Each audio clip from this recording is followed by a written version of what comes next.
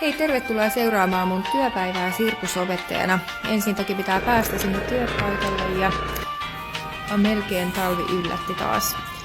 Mutta Roinelassa Klaukkalassa toimii Klaukkalan sirkuskoulu ja ensimmäisenä aina valmistelen salin. Laitetaan mattoja paikalle ja katsotaan kaikki tavarat kuntoon. Tää on tämmönen opettajan alkulämmittely, saada kaikki matot sinne lattialle, mutta sitten on saatu jo oppilaita paikalle ja alkulämmittely kehiin. Ja tää on mun päivän ensimmäinen ryhmä. Ja tehdään joulunäytöksiä ja niitä harjoiteltiin kaikkien ryhmien kanssa.